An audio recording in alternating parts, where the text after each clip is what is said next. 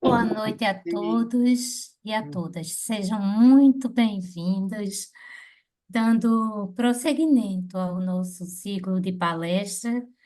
Hoje nós temos a palestra Psico-oncologia, Espiritualidade e Enfrentamento do Câncer.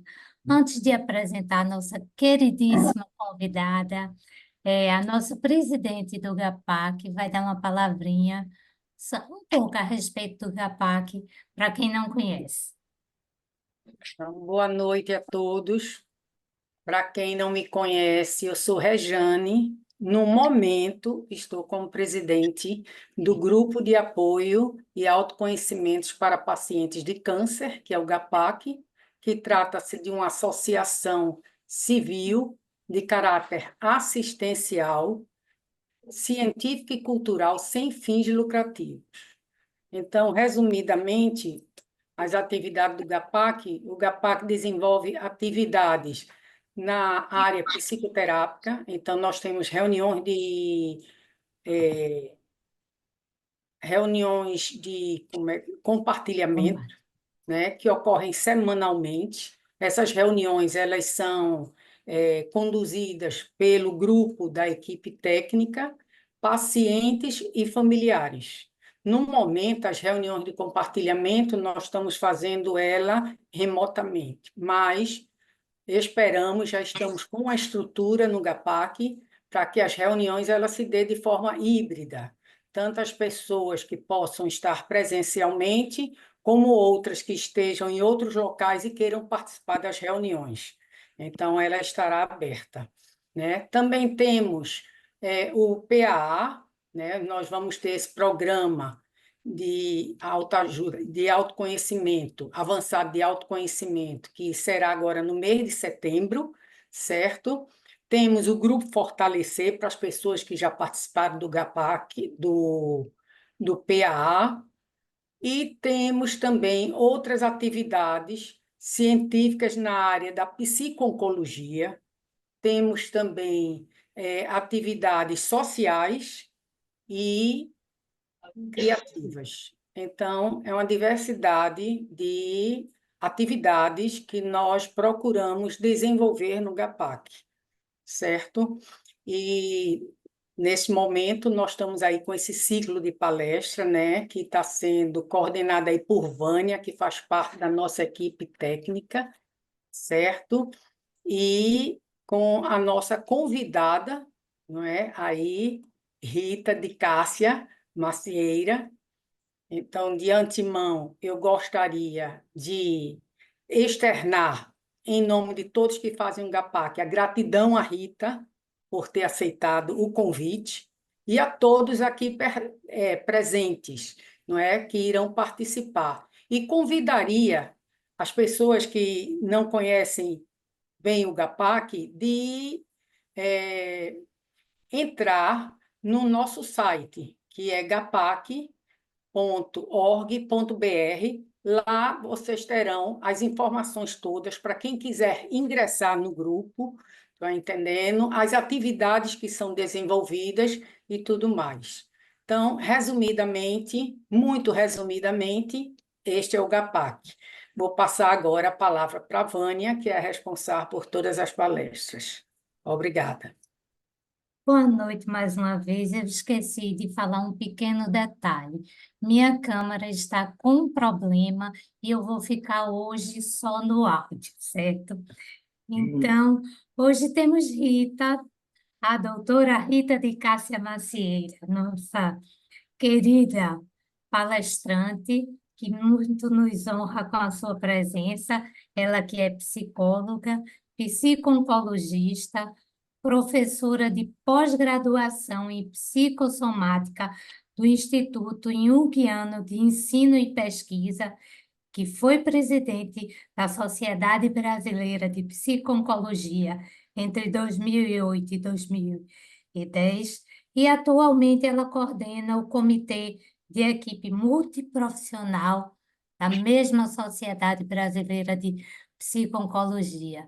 Muito boa noite e seja muito bem-vinda ao GAPAC. E A gente só agradece, porque você também, assim como Júlia, quando a gente pede, não é? Você sempre nos prestigia. Então, na verdade, quem fica agradecida e emocionada sou eu, porque é um prazer enorme estar com vocês e poder participar desse movimento, de alguma forma, poder estar junto com vocês, ainda que virtualmente, porque o trabalho do GAPAC é maravilhoso, eu conheço o esforço de vocês durante todos esses anos para manter o GAPAC, para fazer com que ele tenha sempre a mesma energia, a mesma alegria, que vocês conseguem transmitir. Então, para mim, é um sentimento de gratidão poder estar com vocês nessa noite. E assim, eu espero passar alguma coisa que possa colaborar com vocês nesse momento, né? Então, acho que falar sobre psico-oncologia, a gente seria redundante, e depois que nós tivemos a Júlia falando na palestra anterior, seria até uma questão de falta de senso meu querer falar, porque a Júlia já falou de uma forma brilhante, como ela sempre faz, e eu convido as pessoas que não puderam assistir a palestra da Júlia a procurar no GAPAC, lá no YouTube, que vocês vão achar, e está muito informativa e da forma muito gostosa que Júlia sempre se exprime.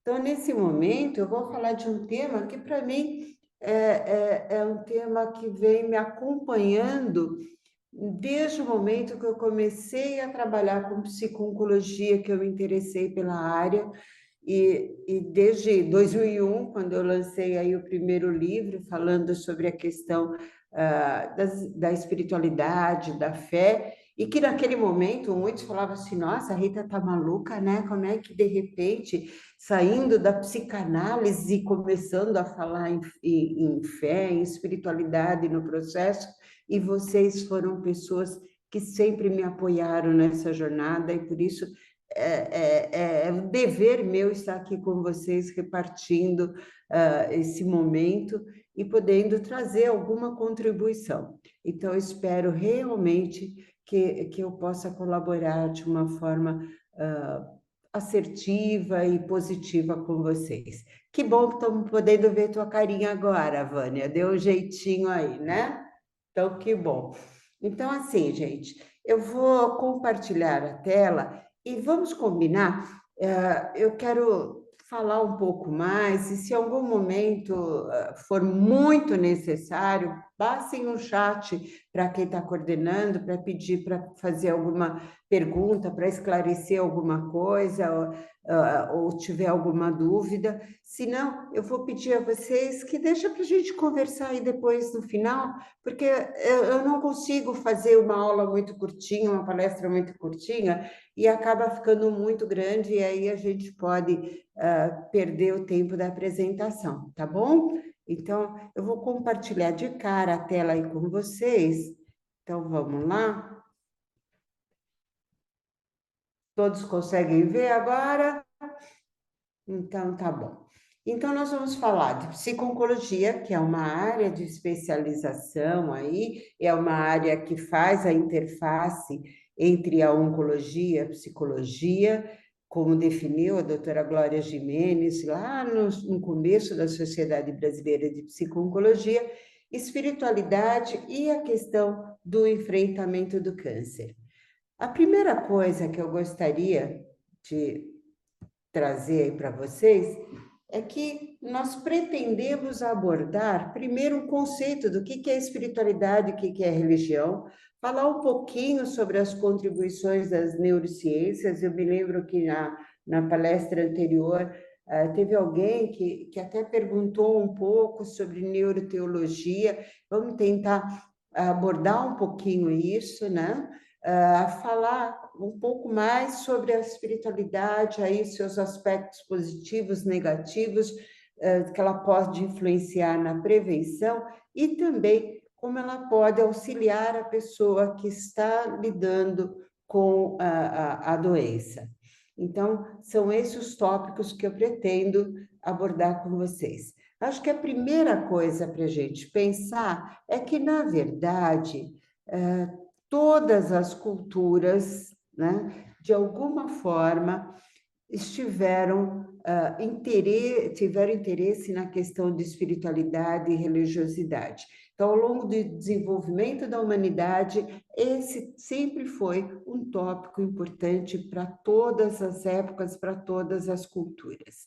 Então, não importa a religião, o interesse das pessoas e da cultura sempre esteve ligado à questão da espiritualidade. Eu gostaria de tocar mais, trazendo lá para os primeiros hospitais que a gente tem notícia aí, onde havia o tratamento integral da pessoa. Então, reportar a Grécia Antiga. E na Grécia Antiga, na verdade, isso daqui, a gente fala que é o primeiro hospital que se tem notícia, mas ele era conhecido como templo, era o templo do deus Asclépios, que em romano era Esculápio, que é o deus da medicina. E por que a gente fala que é o primeiro hospital? Porque como ele era o deus da medicina, e aí a gente já vê uma ligação de espiritualidade e doença, as pessoas que estavam sofrendo de algum mal eram levadas até esses locais, até esse centro de tratamento, que era o templo em honra a Asclépios. Ao chegar lá, a primeira coisa que elas faziam era tomar um banho ritualístico, e isso tinha um significado de separar o que acontecia fora e o que ia acontecer nesse momento aí, nesse templo.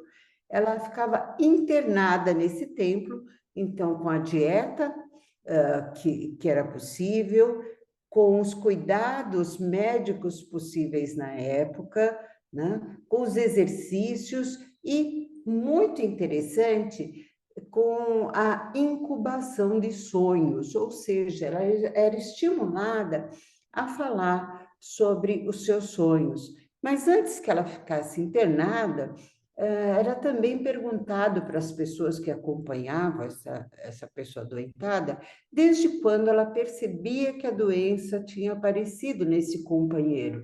Porque, em geral, a gente às vezes não tem noção do nosso próprio adoecimento. E quem está do lado pode nos dizer: olha, mas eu percebi que você ficou meio assim, meio assado a partir de tal época, né? Ou a partir de tal fato.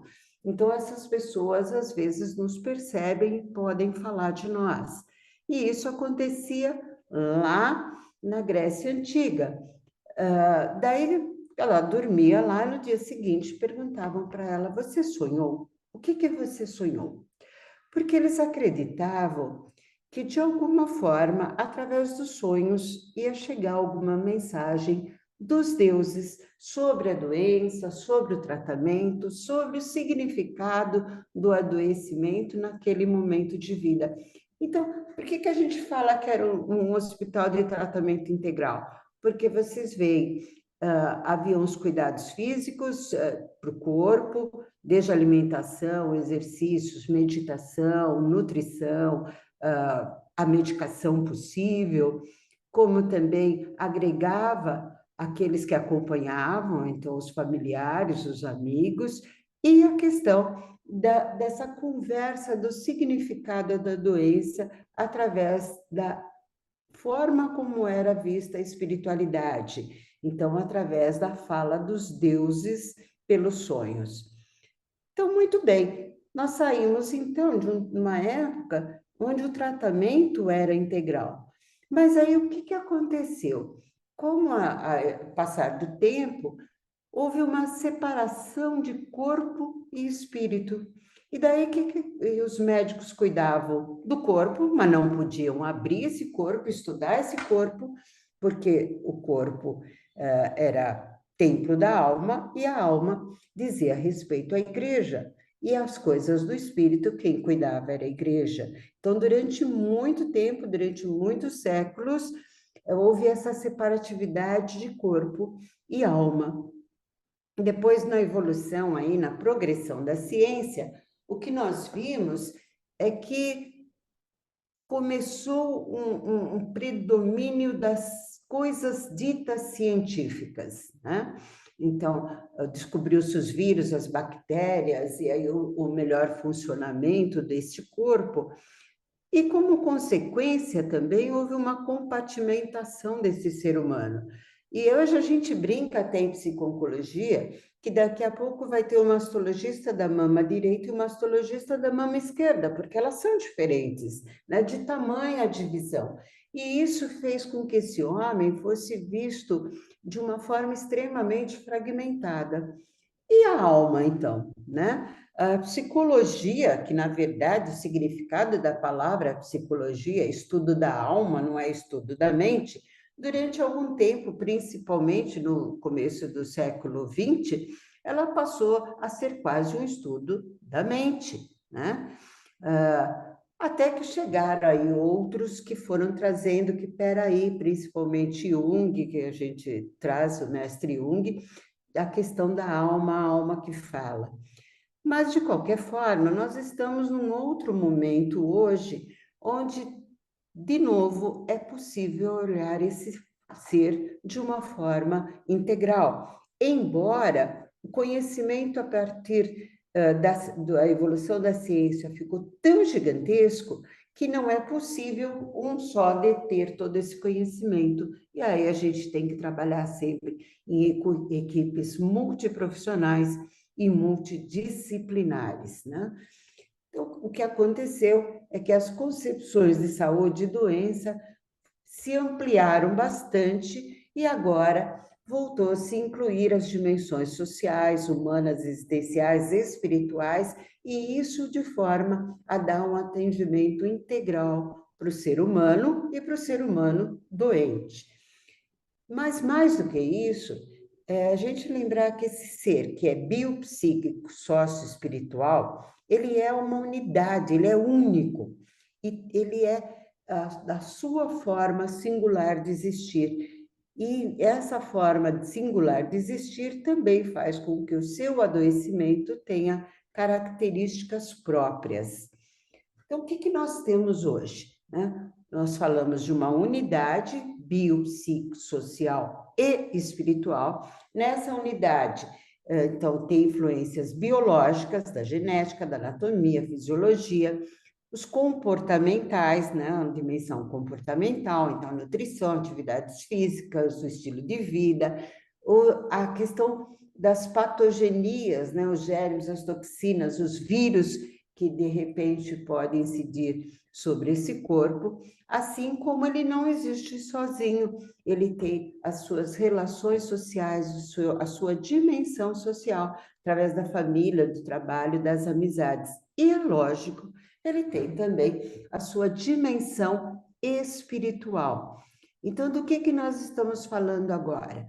Que esta dimensão espiritual faz parte do ser humano, independente da sua crença, né? A forma como ele exerce essa espiritualidade, a sua religiosidade, as suas crenças, ou apenas através do sentido da vida, se ele não tiver uma conexão, não acreditar, por exemplo, num Criador, é a sua forma de caminhar pela espiritualidade. E essa forma precisa ser extremamente valorizada, porque da forma como a pessoa enxerga o sentido da sua vida e o sentido da sua morte, ela vai encontrar a sua maior fonte de significados. Então, a gente precisa olhar para essa dimensão. E aí, o que tem acontecido é que os profissionais de saúde, os pesquisadores e mesmo a população têm reconhecido crescentemente a importância dessa dimensão religiosa, espiritual para a saúde, tá? Então, é condizente com hábitos comportamentais, sociais, e diferentes de acordo com essa dimensão espiritual. Então, o que aconteceu é que nas últimas décadas, os números de estudos que foram investigando essas relações entre espiritualidade e saúde cresceram demais, mas não foi sempre assim. Durante muito tempo, essa era uma dimensão esquecida, né, do ser humano. Enquanto que na visão das tradições religiosas ou espirituais, a prática da espiritualidade, a forma como essa pessoa exerce essa dimensão, como ela pratica essa dimensão na sua vida, pode tornar o indivíduo receptivo a forças curadoras que vêm de uma fonte de sabedoria imensa, plena, de recursos infinitos e que nós não conseguimos compreender racionalmente, né? E essa fonte de recursos infinitos é a mesma fonte que Jesus, então, chamava de Pai, né? Mas vamos diferenciar um pouquinho aí o que é, então, espiritualidade, o que é religião. Como que nós vemos espiritualidade? Como uma busca pessoal de resposta sobre o significado da vida e sobre o nosso relacionamento com o sagrado e com o transcendente. E como é que a gente faz essa busca pessoal? Através das nossas próprias experiências de vida. E isso acontece em indivíduos que são ligados a uma instituição religiosa ou não. Então, do que nós estamos falando aqui? O agnóstico ou o ateu é um ser que pratica espiritualidade? Sim, da sua forma. Às vezes através da música, às vezes através da arte, às vezes através do contato com a natureza, da conexão com o outro, da preocupação com o outro, porque a dimensão espiritual está presente em todos os seres humanos. Por outro lado, o que é a religião?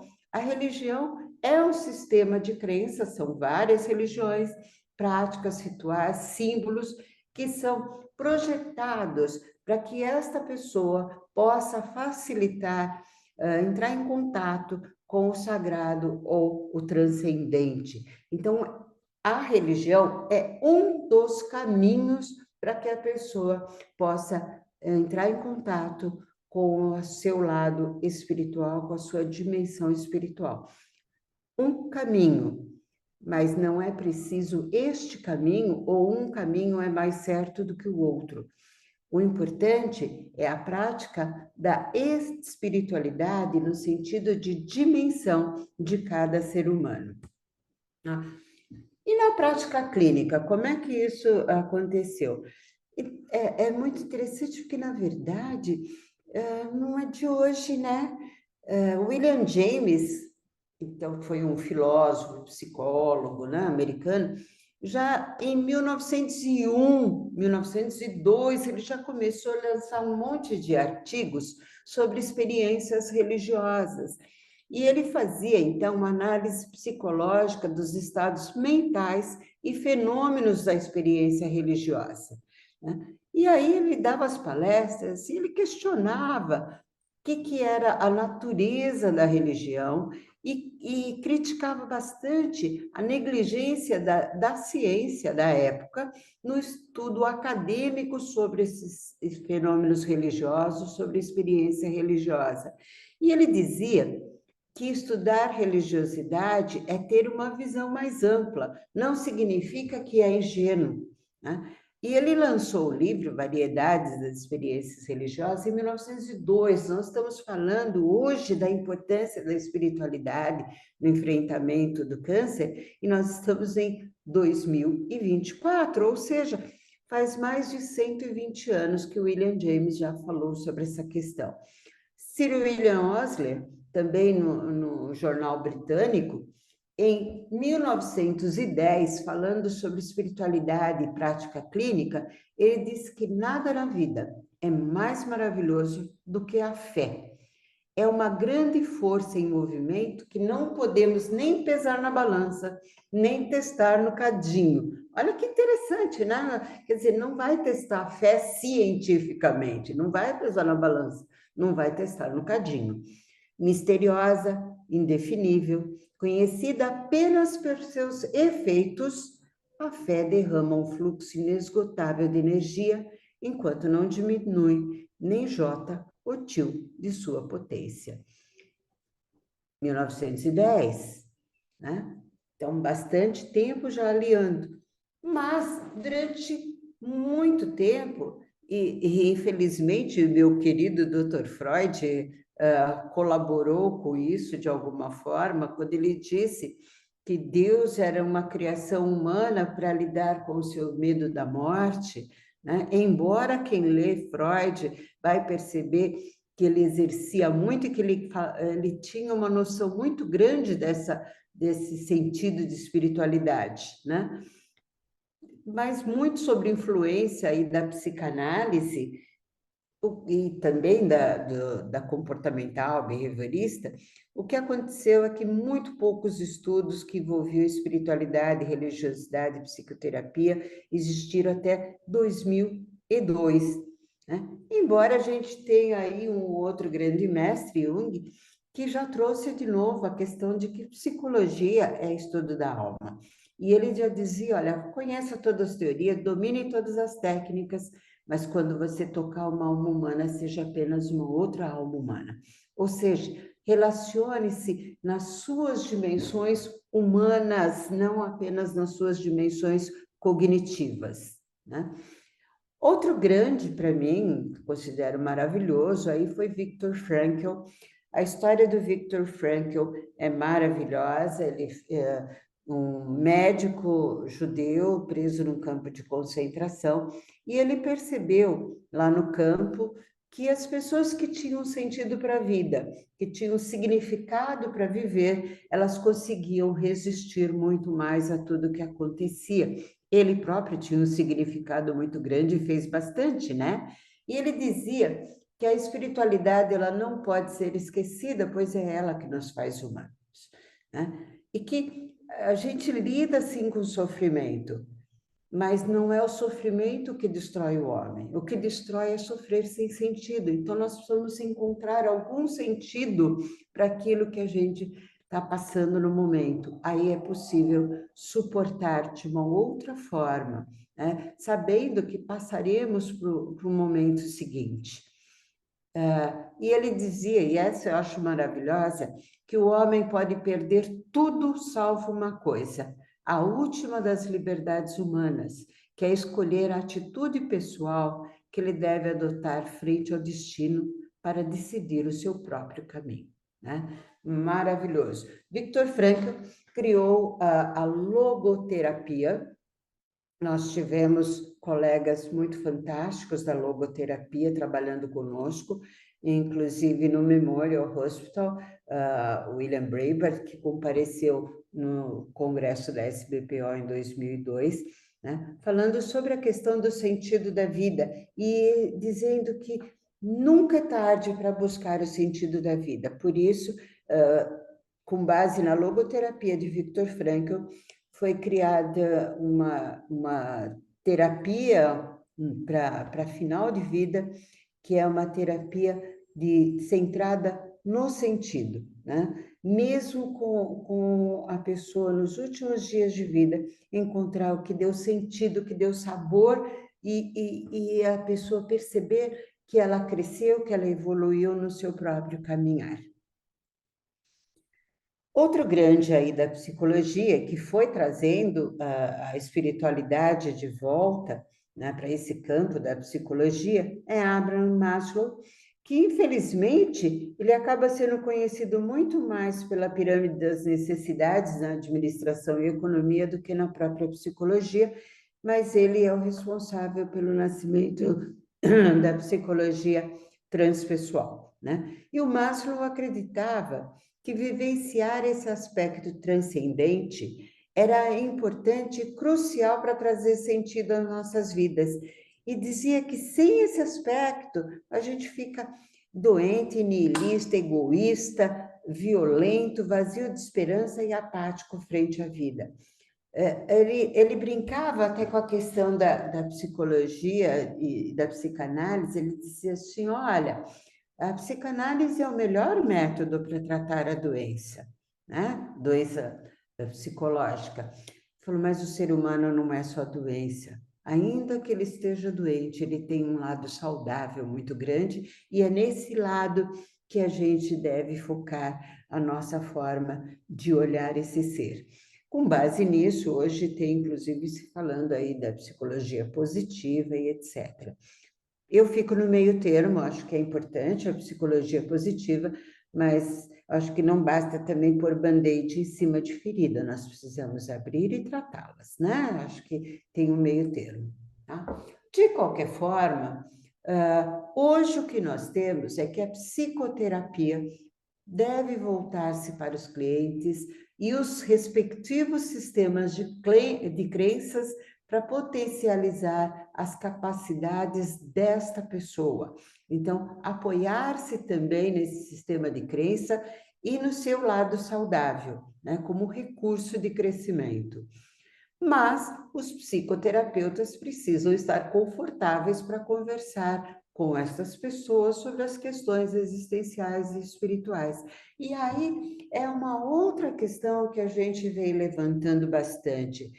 Estariam os terapeutas preparados para falar sobre isso? Onde eu dou aula, eu sempre falo, olha, gente, é extremamente importante, leiam Riemann, Psicologia das Religiões, interessem-se por esta força que cada um tem, né? E para poder conversar sobre qualquer religião, né? Qualquer caminho leva ao Criador, né? E se ciência e religião podem conviver harmoniosamente nessa alma humana, desde que nenhuma delas pretenda ser a única, né, forma de lidar com tudo, nunca se julgar infalível, né? A ciência também vai se renovando, vai aprendendo coisas novas, assim como a religião deve voltar-se para aquilo que é o sagrado, né, independente da crença religiosa. De todo lado de espiritualidade, ciência e psicologia, o que nós temos é que a experiência transcendental ou espiritual, ela antecede qualquer dogma ou crença religiosa.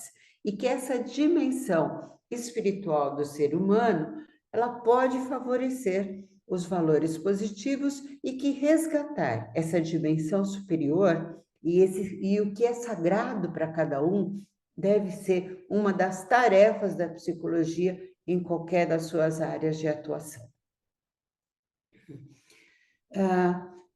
E aí, falar um pouquinho sobre a questão da neuroteologia, que foi algo que um colega perguntou na última da Júlia. Então, o que acontece na mente, acontece no corpo, acontece no espírito. Então, quando a gente tem uma visão psicossomática, né, do ser humano, eu não sei dizer exatamente onde a doença começou. O que eu sei é que a partir do momento que a pessoa está doente, ela está doente em todas as suas dimensões. Assim como outras experiências. Quando uma experiência acontece com essa pessoa, ela acontece em todas as dimensões desse ser. A neuroteologia, hoje, busca exatamente entender como é que essas atividades neurológicas do cérebro, né, como é que elas funcionam durante as experiências místicas, espirituais ou religiosas.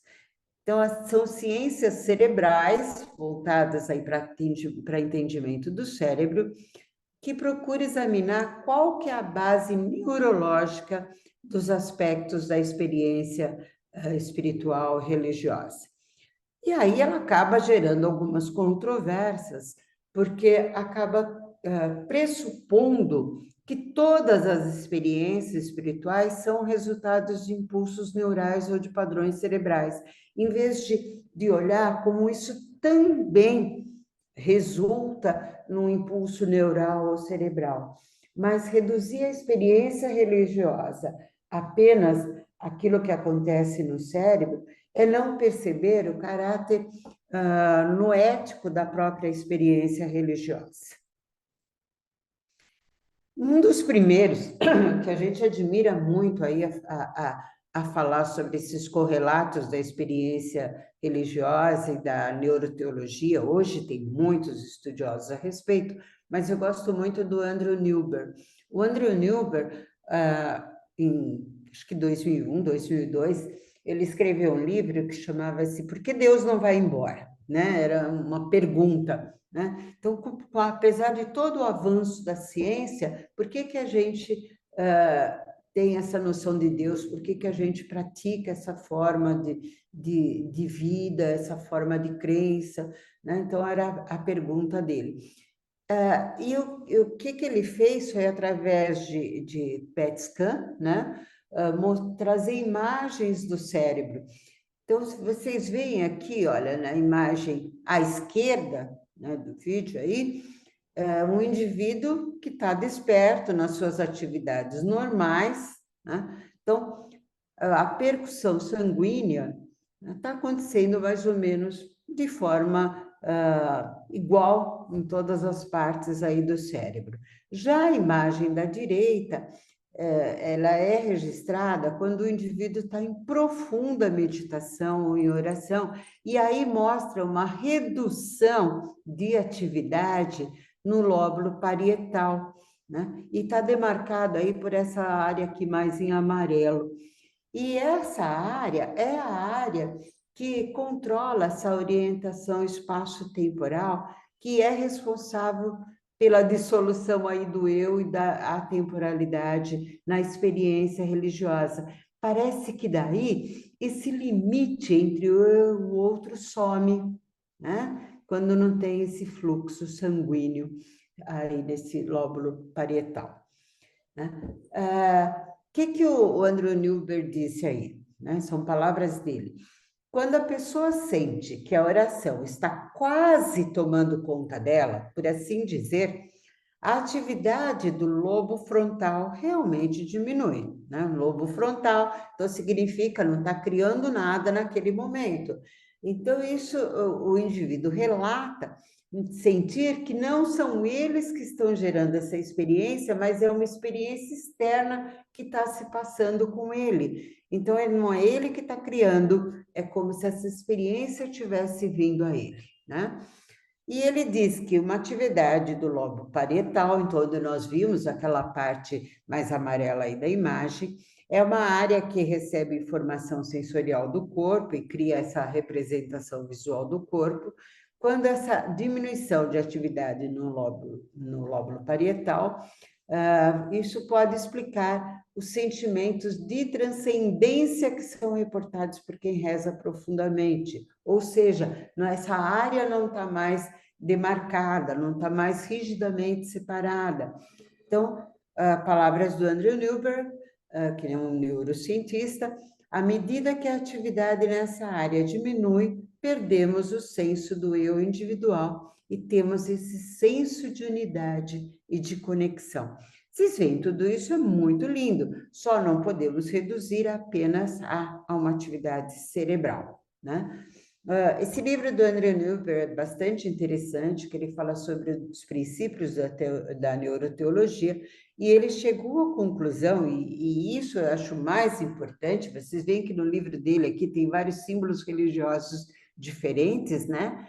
Ele chegou à conclusão que, independente da religião, da crença religiosa da pessoa, da profissão de fé da pessoa, a oração cria uma experiência neurológica de vínculo nas pessoas. Então, ela se sente conectada a si, ao seu grupo, ao mundo, ao sagrado. E, nas palavras dele, esses resultados sugerem mudanças hormonais e nos sistemas imunológicos e nervoso autônomo, diminuindo batimentos cardíacos, pressão sanguínea e estresse. Um grande número de estudos aponta que a religiosidade resulta em benefícios para a saúde. Então, isso é muito importante quando nós estamos falando de pessoas com câncer. Nós estamos falando, então, que a forma como ela praticar a religiosidade dela, ou melhor, a espiritualidade dela, lembrando que os ateus, os agnósticos, são seres espirituais e, infelizmente, são as pessoas que estão menos assistidas nas suas necessidades espirituais, nos hospitais e nas clínicas, que perguntam qual que é a sua religião, aí manda lá o pastor, manda lá o papa, manda lá o rabino. Se a pessoa falar que ela não tem uma religião, ela fica desistida dessa dimensão espiritual, né? E mais um motivo pelo qual os psicólogos, principalmente os psico-oncologistas, devem poder ficar confortáveis para conversar sobre as necessidades espirituais, né? Porque quando nós estamos falando que esta forma de prática da espiritualidade tem uma repercussão sobre o sistema imunológico, sobre o sistema autônomo, o que nós estamos dizendo é que vai ter um efeito curativo ou de bem-estar para a pessoa doente, né? Então, vamos continuando mais um pouquinho. Ainda dos correlatos neurais da experiência religiosa e a neuroteologia, o Pargament, que foi um grande estudioso de espiritualidade, né? Essa dimensão espiritual, ele já dizia que a espiritualidade pode equipar indivíduos para responderem a situações em que eles se veem face a face com os limites do poder e do controle humanos quando confrontados com a sua vulnerabilidade. Ou seja, a prática da espiritualidade, atender a essa dimensão, pode trazer de alguma forma de volta o poder a esta pessoa que está se sentindo vulnerável, né? E principalmente, né, vai reduzir essa sensação de desamparo, porque a sensação de estar sendo cuidado, de pertencer a um todo maior que ela mesma, e isso pode fornecer, então, uma estrutura cognitiva que vai ajudá-la a buscar um sentido diferente para aquilo que está acontecendo, diminuindo o sofrer e trazendo significado frente a esse trauma. Então, eu vou dar só um minutinho, que eu quero ver, eu vou parar de compartilhar aqui um pouquinho, só para ver como é que está por aí, pessoal. Como é que vocês estão por enquanto? Tá tudo bem? Tá claro? Tem alguma questão que gostariam de fazer até aí? Desde que seja rapidinha, por favor, pode abrir o microfone e falar, se for o caso. Ou escrever no chat. Senão, a gente continua.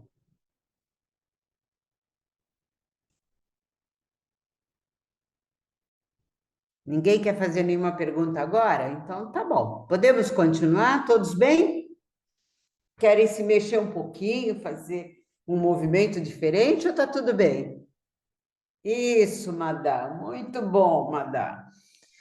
Então, vamos ver, acho que alguém perguntou alguma coisa aqui. Está muito claro. Obrigada, Cecília. Obrigada, José. Então, vamos lá. Então, vamos continuar compartilhando a tela.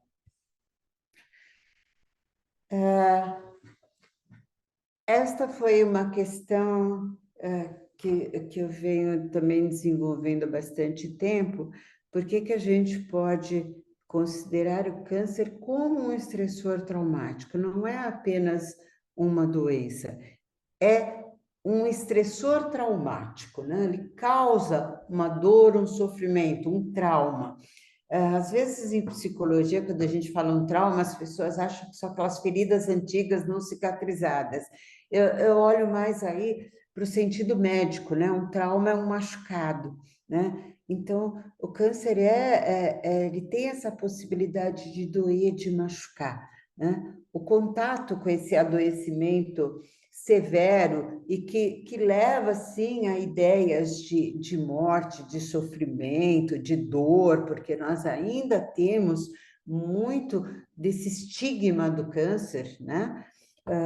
Quando acontece na gente ou nas pessoas que nós amamos, isso vai causar, sim, reações poderosas nos nossos domínios aí, psicológico, óbvio, né? Não vai conseguir pensar direito, raciocinar direito, sintetizar, lembrar de coisas boas, não boas, né? No emocional, né? Nós ficamos mais sujeitos a crises de choro, daqui a pouco estamos rindo um pouquinho, a labilidade emocional acontece sim, né? No nível social, existencial e também no nível espiritual. E essas reações podem demandar a busca de sentido e de significado para isso que está nos acontecendo e para a própria vida, né? Por que nós vivemos? Qual o sentido da minha vida? Né? Qual o sentido dessa doença hoje para mim? E muitas vezes a pessoa fica buscando o que que eu fiz de errado para estar doente, né? Então, buscando um sentido que não é o sentido curativo, né? Que é algo que pode deprimi-la mais, né? Então, pode entrar na culpabilização pelo jeito que viveu, e mais aí vai precisar do auxílio de um psico-oncologista, né? Porque ainda que tivesse tido comportamentos que poderiam causar o adoecimento, não fez isso porque quis, não estava buscando um câncer. Ninguém é culpado da sua doença. Lembrar que, além de ser um estressor traumático, o câncer é sempre multifatorial, multicausal. Então, é o lado psicológico, ou o vírus, é a gota que precisava para transbordar esse copo, né? Porque ele é sempre multifatorial e multicausal, né? Então, se alguém tiver nessa situação de buscar não um sentido para o que eu vou fazer com a minha vida a partir daqui, mas uma culpabilização, por favor, aconselho a busca de um psico-oncologista, né? De qualquer forma, o que nós temos é que os estudos mostraram que tem uma importância enorme religião e espiritualidade no enfrentamento e na adaptação para doenças sérias, né? E o envolvimento religioso ou espiritual parece que traz aos pacientes e familiares esperança, significado para a doença e um sentido para a vida. E isso vai auxiliar que a pessoa tenha uma adesão maior ao tratamento e menos sintomas de depressão e de redução de estresse. Aqui tem alguns desses estudos, gente, olha, eu vou depois salvar essa apresentação em PDF, mando para a Vânia, e aí vocês procurem o pessoal do GAPAC, ela pode passar para vocês, ou como vai estar no YouTube, vocês vão poder ver A e gente deixa procurar. disponibilizado no E site que do foi, GAPAC. Vânia? A gente deixa disponibilizado no site do Isso, GAPAC. isso, eu vou salvar assim em PDF e Obrigada. sinta-se à vontade, viu, Vânia, para deixar lá no site. Quem se Ó, interessar, por favor, né? Então, obrigada. alguns dos estudos aí, tá? Obrigada. E a nossa querida Cecily Saunders, que a gente conhece há algum tempo aí na psico-oncologia, né? A enfermeira Cecily Saunders, que depois foi fazer medicina para brigar de igual para igual, né? Com os médicos, né? E ela falou: eu vou continuar falando as mesmas coisas que eu falava quando eu era só, entre aspas, aí, enfermeira, né? Ela já dizia para a gente que o sofrimento somente é intolerável quando ninguém cuida. E isso significa também a nossa vontade de ser cuidados por uma força superior, de ser de alguma forma apoiado por essa força, né?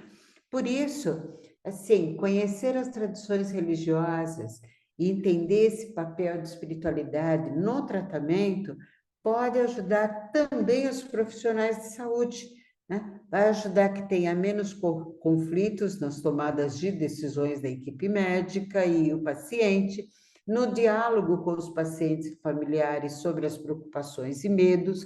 Então, é extremamente importante a gente entender do que a pessoa está nos falando, em vez de entrar com a nossa ideia pré-concebida, né? E vai melhorar os procedimentos terapêuticos, e isso vai ter um efeito psicossomático sobre o próprio paciente. Então, é extremamente importante estudar psicologia das religiões. E sim, as crenças e práticas espirituais têm muitos aspectos positivos, né? Um deles, é lógico, diminui o senso de perda de controle e de isolamento social, provê melhor estruturação cognitiva e ajustamento psicológico, reduz sofrimento e sintoma de depressão, traz seu propósito e significado para a vida. Perfeito, mas não é apenas isso. A gente precisa tomar muito cuidado, porque também tem os seus aspectos negativos, exatamente esses aspectos que a equipe médica mais se preocupa, né? Um deles é perda de interesse em qualquer forma de continuar a vida, né? Se não perceber sentido para a vida, ou se achar que a doença é uma punição, né? O sentimento de insignificação ou indignidade, né? Muitas vezes retraimento da interação social, principalmente se essa pessoa costumava frequentar grupos religiosos ou espirituais, perda de esperança e de energia, com isso também de peso, de insônia, decréscimo de concentração, e principalmente esse é o ponto onde a equipe de cuidados mais se preocupa, que é o abandono de tratamentos clínicos e científicos. Assim que eu comecei a fazer as minhas pesquisas sobre a espiritualidade no enfrentamento, a justificativa dos médicos para aprovarem a pesquisa era exatamente esse, porque ficavam muito preocupados, inclusive com as pessoas que buscavam o tratamento da sua doença apenas do lado espiritual, ou na sua igreja, ou na sua comunidade, né? E aí deixavam de fazer o tratamento clínico e científico, e quando voltavam, aquilo que tinha lá 90% de chance de cura, absolutamente curável, passa, às vezes está num estágio onde a cura será muito mais difícil, né? Lógico que é possível manter esperança até o final, porque a gente realmente não sabe como cada organismo vai reagir, né? Qualquer um que fala, olha, tem 6 meses ou tem 10 anos, pode estar errado, né? Mas a gente precisa ficar muito atento com essa questão de abandono do tratamento. Cuidar da dimensão espiritual é também cuidar de tudo que está envolvido, né? Desde o seu corpo físico, também as suas relações, as suas crenças, a sua forma emocional de existir nesse mundo. Extremamente importante que a gente continue fazendo a nossa parte para que a cura aconteça. Aliás, eu gosto de lembrar, né, que está lá na Bíblia, né? Olha, faça a tua parte e eu te ajudarei. Vocês não acham que quando fala assim, não, eu vou lá na igreja e o padre, o pastor, ou lá na sinagoga vai trabalhar a cura para mim, não é entregar tudo, olha, vou deixar que Deus faça, e cadê a minha parte? Às vezes a minha parte é me submeter a um tratamento que sim, é demorado, às vezes é doloroso durante um tempo, né? Mas é fazer a minha parte. E aí, gente, já logo a gente vai finalizar, para vocês não ficarem cansados demais de mim. Eu gostaria de trazer essas dicas e, mais uma vez, é bom que vai estar o material no GAPAC para vocês, como é que a gente pode praticar a espiritualidade aí na nossa vida. Primeiro, importantíssimo é aprender sobre a nossa própria tradição e da nossa família, né? Que meio é esse que eu fui criado, o significado dessa tradição religiosa, espiritual para a família. Conhecer e explorar as outras tradições religiosas e espirituais, como é que funciona? E aí a gente vai perceber que são caminhos diferentes, que são palavras diferentes, são rituais diferentes, mas todas elas desejam a mesma coisa, né? Tenha aulas de filosofia, de metafísica, outras disciplinas que possam trazer um pouco mais do conhecimento sobre o que é o sentido da tua vida, né? Quais são as tuas questões existenciais.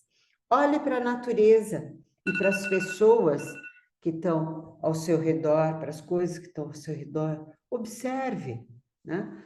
Anote seus pensamentos e reflexões, isso é extremamente importante, porque às vezes, quando o Jung já falava que a intuição não se dá no ambiente tenso, né? E é exatamente isso. Às vezes a gente está tão envolvido com um monte de coisa, tão tenso, que a gente não tem, a gente não consegue captar uma intuição que faça sentido para nós naquele momento. Então, pare um pouquinho e anote o que você está pensando, o que você refletiu sobre isso. Agora não dá tempo de aprofundar, ok, mas deixa anotado aqui, porque num outro momento eu quero pensar melhor sobre isso. Lembra lá do templo grego, né, que perguntava sobre os sonhos? Anote seus sonhos, né? Quem sabe também tem a sua alma, o seu self falando para você através do seu sonho. Encontre dentro de você uma voz sábia que expresse compaixão aos outros e a si mesmo. Todos nós temos esse lado sábio em nós, né? Esse eu maior, esse sábio, esse self que existe em nós. Junte a sua compaixão com a ação. Seja um voluntário por amor. Olha aí o Gapac trabalhando muito tempo, exercendo, praticando a espiritualidade, né? E desenvolva o ideal. O que é importante para você, né? Se a morte chegasse hoje para você, o que você ia dizer? Olha, gostei de ter realizado isso, foi muito importante. Então, desenvolva esse ideal, lute por ele. E observe as coisas belas, né? Nelas está o reflexo da grandeza do Criador, não importa o nome que você dê a este Criador. Observe as coisas belas. Então, gente, aí como conclusão, para a gente poder conversar um pouquinho mais, é lembrar que frente à perspectiva de morte, de dor ou sofrimento, é muito provável que os indivíduos acionem todos os recursos internos para enfrentar essa situação. E a espiritualidade, a religiosidade, usada como recurso de enfrentamento, pode trazer sensações de amparo, de proteção e, principalmente, que nunca está sozinho, né? De não estar lutando sozinho com algo que é ameaçador. De livros aí, eu pus o temas em psico-oncologia e o sentido da vida. E como psicóloga, a gente sempre gosta de fechar qualquer apresentação com algo legal, né, bonitinho. E aí eu trouxe o Leonardo Boff, que eu admiro muito, e um poema aí dele que ele diz: nós todos somos seres de luz. Fomos formados originalmente no coração das grandes estrelas vermelhas há bilhões de anos. Carregamos luz dentro de nós, no corpo, no coração e na mente. Especialmente a luz da mente nos permite compreender os processos da natureza e penetrar no íntimo das pessoas, e assim perceber a grandiosidade e o mistério luminoso do amor de Deus. Então, vamos interrompendo por aqui e eu quero ver vocês.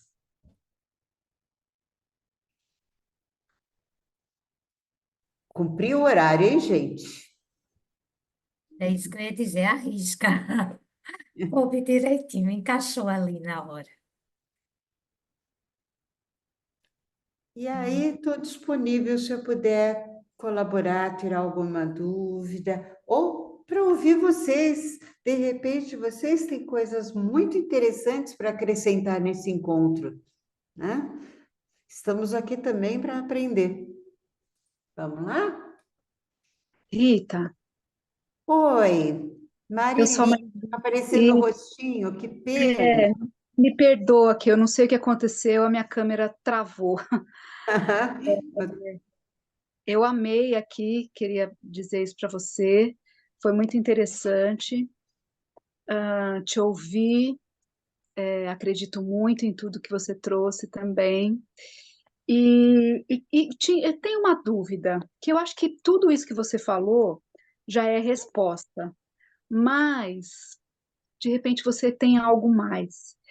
E a minha pergunta é, quando um paciente ele já está em cuidados paliativos, sabe, onde já não tem mais o que fazer, e eu sei que enquanto a vida é esperança, né? Mas quando já chega num estágio como esse, que Então, você... Marili, foi ótimo que você falou sobre cuidados paliativos. Primeiro, assim, eu acredito que cuidados paliativos é algo que tem que estar desde o diagnóstico. Não deveria ser Uhum, algo lá para final de vida, né? sim. Aliás, paliar é dever de todos os médicos, de todo mundo, né? Paliar, que significa diminuir o rigor do processo, né? Pallium era aquela capa que os soldados romanos usavam, pendurado por um broche aqui, aquilo era um pálio. Como eles ficavam de noite, eles viajavam nas intempéries, eles usavam a capa para se cobrir, então aquilo um pallium, daí vem paliativo. Então, cuidados paliativos são cuidados que não vão impedir o caminho da pessoa, ela vai seguir o caminho dela, mas ela deve tirar o rigor do processo. Não adianta, eu sou professora, vou continuar dando aulinha, né? Desculpa, Marili, mas eu prometo que eu não esqueço a tua pergunta. Então, assim, se você tem uma criança que está com amidalite, você dá um analgésico para ela, vai tirar a dor, mas não vai curar a amidalite. Quando Sim. você percebe que tá bom, é por bactéria, então vou ter que dar um antibiótico, o antibiótico é curativo, né? Não é apenas paliativo. Quando você tira a febre, quando você diz para ela amanhã você vai estar legal, isso é paliativo, né? Você está tirando o rigor do processo. Então, nosso dever é paliar em toda e qualquer situação, em toda e qualquer doença, a qualquer época. No caso do câncer, o paliativo, para mim, deveria estar desde o diagnóstico e aumentando na medida que a progressão da doença vai acontecendo. E quando chega lá, mais ao final da vida, o paliativo é praticamente 90%, embora sim continue tendo também algum tratamento visando a parte curativa, tá? Mesmo porque também eu não consigo acreditar que não há nada a fazer. Eu acho que é sempre algo que a gente pode fazer, né? No mínimo, estar junto, a coragem de estar junto de alguém que às vezes está partindo, né? Uhum. Fantástico. Olha, eu já acompanhei algumas pessoas assim. Eu digo que às vezes eu não sei se eu fico alegremente triste ou tristemente alegre, né? Sim. Porque algo em mim dói. Por outro lado, sabe, de estar junto e de ver o outro partir depois de ter feito aquilo que ele devia, também é uma bênção, né? Uhum. Acho que sim, assim como cuidados paliativos, né, deve ter desde o começo, acho que o lado espiritual, essa crença na espiritualidade também. O que Uhum. acontece, que eu já vi acontecer muitas vezes, Marili, é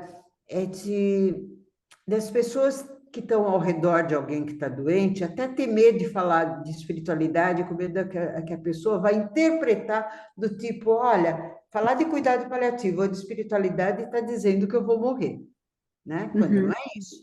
Então tem Sim. que traduzir, né? Desta forma. Ah, você não quer conversar com o padre? Não quer conversar com o Uhum. pastor? A pessoa vai dizer, pô, estou morrendo mesmo, né? Então Sim. fica com medo, às vezes, de falar com uma pessoa sobre a questão da espiritualidade. Por isso, Uhum. também deveria poder falar disso desde o começo, junto lá com o diagnóstico, né? Quando faz o diagnóstico, a perguntar sobre sentido da vida, sobre religiosidade, sobre sexualidade, são temas que às vezes as pessoas não perguntam, né? E Uhum. precisa sim perguntar. Então, eu acredito que ao final da vida, você vai continuar esse processo. É importante que o processo tenha começado antes, né? Uhum.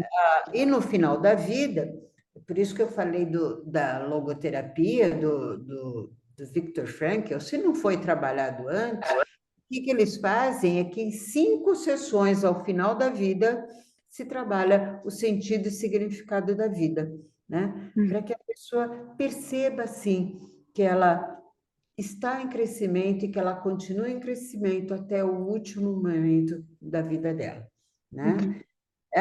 E acredito, isso é algo muito meu aí, de acreditar que às vezes você deixar o outro partir, né? Uhum. É uma Uhum. prova de amor imensa, Sim. né? Sim. Você não reter, não querer reter o outro pelo seu egoísmo, porque vai te doer, né? Deixar Uhum. o outro partir, né? Quando é chegado o momento dele, é uma prova de amor, para mim, Sim.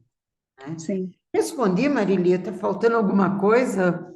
Perfeito, perfeito. Respondeu sim. Muito obrigada, viu? Imagina, amor. Alguém mais Desculpa, gostaria de comentar desculpa não alguma abrir a coisa? câmera. Não é por nenhuma razão, é só porque travou aqui, eu não sei o que aconteceu. Não Obrigada. se preocupe, já aconteceu com a Vânia também hoje, está acontecendo, não se preocupe. Tá certo.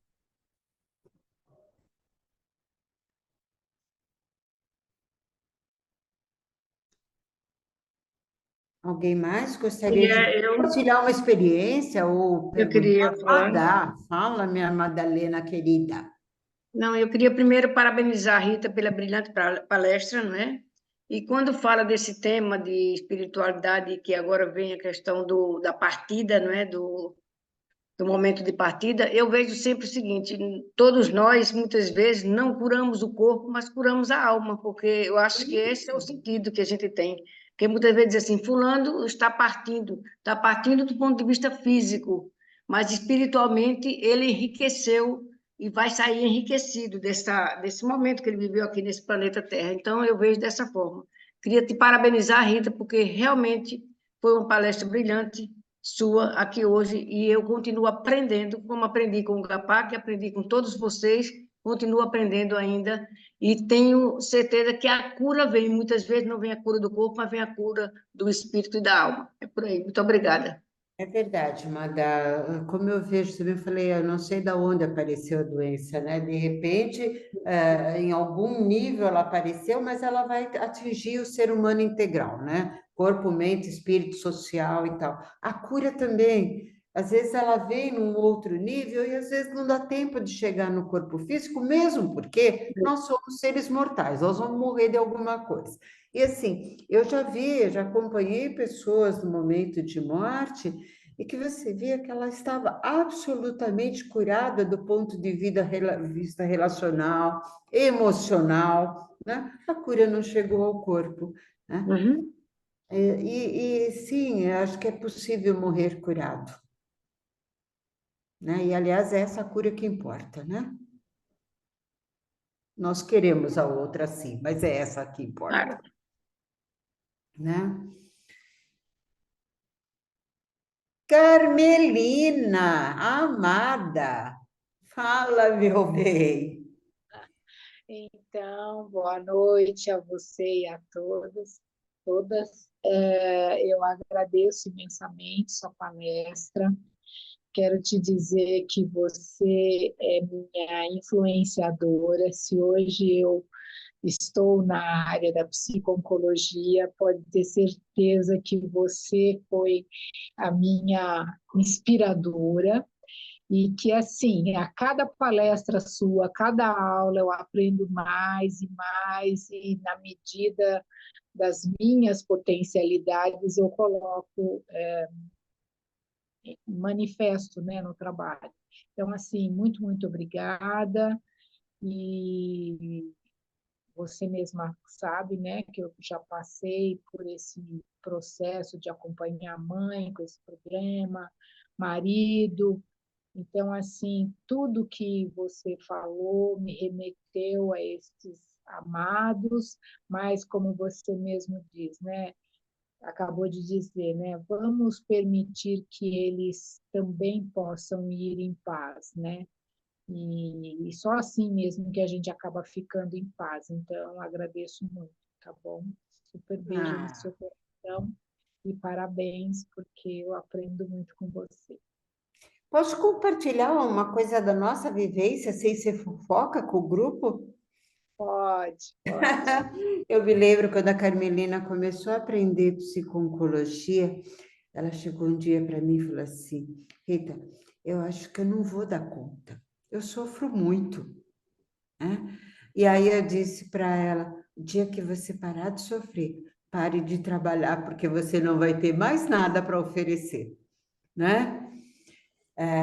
Sofrer junto é poder ser afetado por aquilo que está acontecendo. Não quer dizer que a gente não vai se preparar e ficar bem para o próximo, que a gente vai levar para a nossa casa, mas estar junto. Às vezes, sim, emociona, e o paciente vê que você está emocionado e ele se sente compreendido, amparado, e isso é tão importante, né? E outra coisa importante que você falou aí, Carmelina, da questão do luto. Quando a gente trabalha com essa pessoa, quando você se preocupa não apenas com o corpo, mas com o ser que está passando por um momento da vida dele, seja esse momento do adoecimento para a cura para essa vida, seja deste momento para a cura para uma outra dimensão. Quando você está com essa pessoa integralmente, você fica em paz, né? E, inclusive, se essa pessoa for, isso facilita o teu luto. Você vai sofrer, você vai sentir dor, né? Você vai sentir saudade, mas tem aquele lado de falar, olha, eu fiz aquilo que eu tive que fazer. Eu estive lá, né? Eu estive lá inteira. Acho que isso vale a pena. Obrigada, amor. Obrigada, obrigada. Beijo no seu coração, viu? Obrigada a você. Obrigada, Claerte, que estou vendo que está me mandando um beijinho. Obrigada, amor. Está sem Rita, microfone, fala. você é sempre uma fonte de conhecimento, então beber aí da sua água é muito gratificante. Obrigada a você por se dispor a estar conosco nessa noite. Eu é que Alguém agradeço. gostaria de comentar alguma coisa, dar algum exemplo? Agora é a hora, gente. Nós temos mais um tempinho. Quanto tempo mais, Vânia? 10 minutos, 15 minutos, não sei. Não, fique o Rita, tempo, fique à vontade. Rita, Marília, de novo, tem uma pergunta no chat, não sei se vocês viram. Não vi. Vamos Não, ver não é aqui no minha. chat. Tem uma pergunta. Eu vi agora há pouco. Está mais para baixo. Desculpa, não tinha visto, não.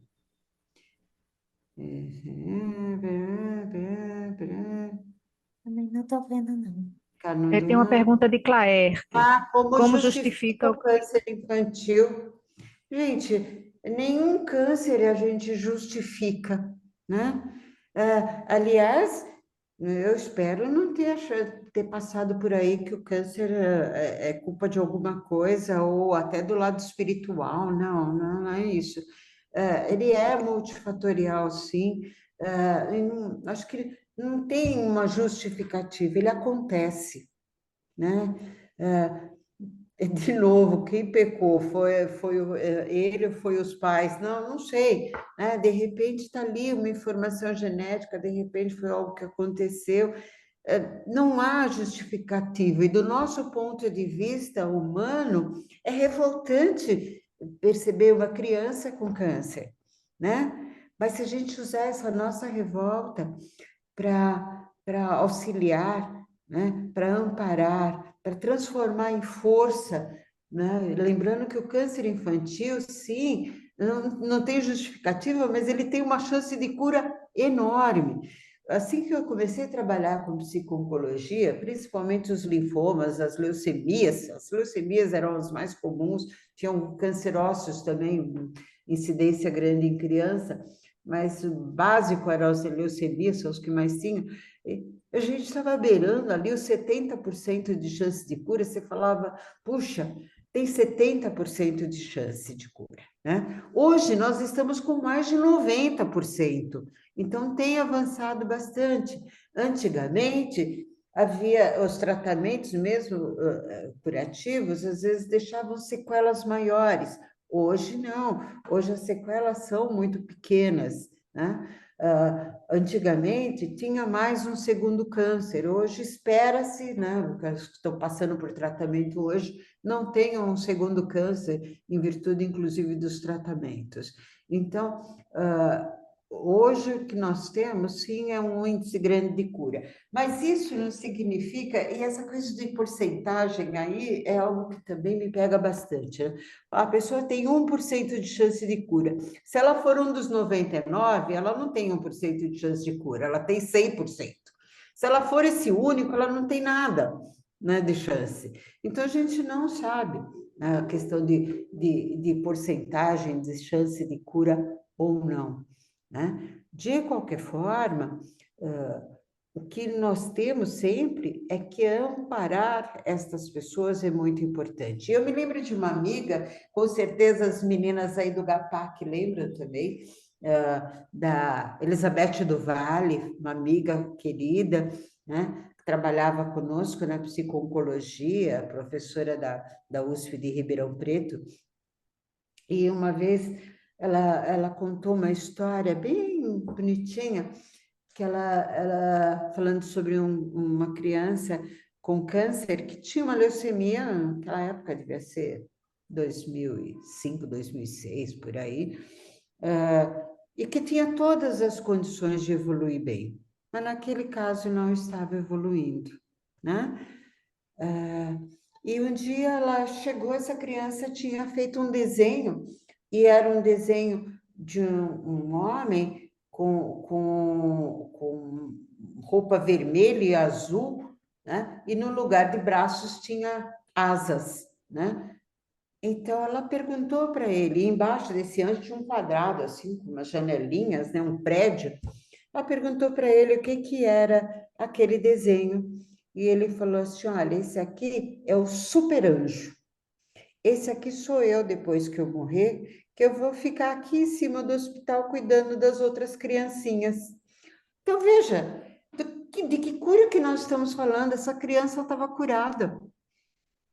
Que, que dor para os seus pais, é inegável. Que pena para o mundo que um ser humano desse podia, de repente, fazer grandes descobertas, ter um papel muito fantástico na evolução da nossa humanidade. Mas essa pessoa precisou ir. Mas do ponto de vista dele, ele foi curado, né? Então, não tem justificativa. Agora, se os pais devem acessar o seu lado espiritual aí com a criança, com certeza ela exerce isso facilmente nos desenhos, né? Na forma dela de ser. Marili, você levantou a mão de novo? Pode falar, meu amor. De novo. Rita, hoje se fala muito de causas em decorrência de questões emocionais. Leis biológicas, leis germânicas. Como é que você pensa isso? Como é que você vê isso? Causas emocionais para o câncer. Sim, sim. Então, na verdade, meu amor, isso aí eles falavam lá no começo da psico-oncologia, e assim, tem livros que eu detestava porque era meio que assim, ó, cure sua vida, cure seu câncer, né? Como se fosse assim algo mágico. E aí as pessoas ficavam assim, pô, mas que eu estou fazendo de tão errado que eu não estou curando, né? Então, gerando mais culpa ainda, né? E essas questões de, olha, a emoção, Rita, não acredito que a emoção que vai causar um câncer. Para mim é sempre multicausal. Estava lá o copo cheio, aí viveu um luto complicado de alguém que era importante, foi a gota que precisava. Agora, você vai dizer que essa situação causou o câncer? Não. Por isso que eu falo que tem que trabalhar sempre em equipe multi, né? Alguém tem que cuidar dos vários aspectos, porque é sempre multifatorial. Não tem algo que detone um câncer, né?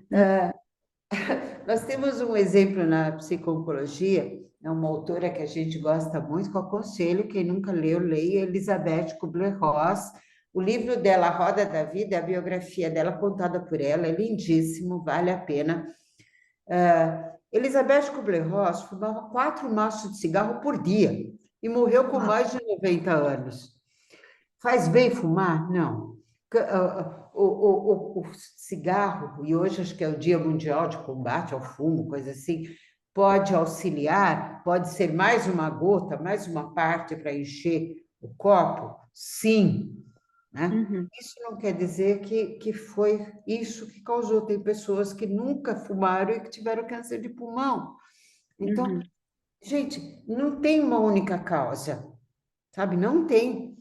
É sempre multifatorial, né? E sempre tem uma alteração genética, lembrando disso, né? O câncer é uma alteração lá no gene da célula, né? Que pode ser hereditária ou não, né? Mas que houve aí uma alteração. Agora, do ponto de vista psicossomático, a pergunta nem é por que que tem câncer, é por que que a gente não tem mais câncer.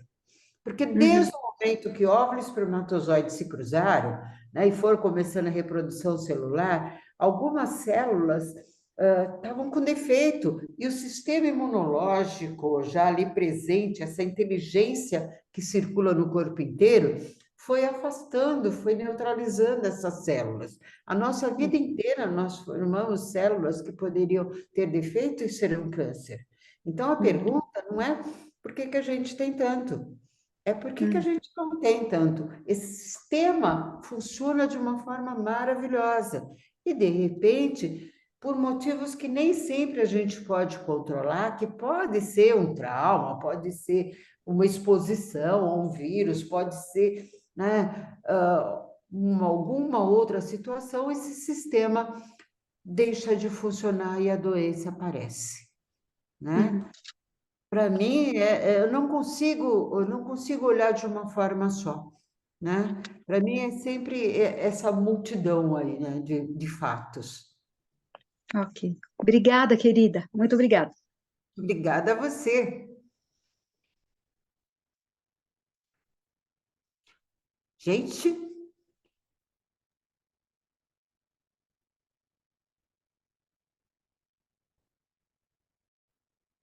acho que estamos encerrando então, Vânia. Pois é, se você quiser falar alguma coisa, considerações finais. Ah, verdade, gente, eu só tenho a agradecer. Para mim é um prazer imenso, é uma honra estar aqui com vocês, né? Contem comigo sempre que desejarem, estarei à disposição de vocês. Vocês me são muito amadas, cada uma de vocês, viu, Gapac? Rita, olha, é sempre um privilégio ouvir você, assistir uma palestra sua. Você inspira realmente a gente. E você sempre traz novos conhecimentos, assim, né, com a sua palestra. E, e pelo menos comigo, assim, você motiva muito a gente a aprender mais, a querer novos conhecimentos. Acredito que isso ocorre com todo mundo quando te ouve. E eu queria expressar aqui a nossa gratidão como GAPAC, em nome do GAPAC, por você ser tão gentil, tão generosa conosco. Muitíssimo obrigada. E também agradecer a todos que compareceram, não é? E prestigiaram aqui o nosso ciclo de palestra. Alguém mais, gente, quer falar alguma coisa? Então vamos encerrar. E muitíssimo obrigada, querida. Foi maravilhosa. Boa Obrigada a noite a vocês. todos. Fiquem bem. Ah, vamos terminar com uma historinha que eu gosto de contar bastante sempre, né? Eu gosto de terminar aulas, às vezes, assim também. Diz que os índios Cherokees, eles tinham um hábito de, ao se despedir de alguém, seja porque vai ali, vai voltar daqui a pouco, seja no momento da morte, eles sempre diziam: foi muito bom, a próxima será melhor. É isso que eu desejo para você. Foi muito Ótimo. bom estar com vocês. A próxima vai ser melhor. Ah, gratidão. Obrigada, queridas. Obrigada. Boa noite.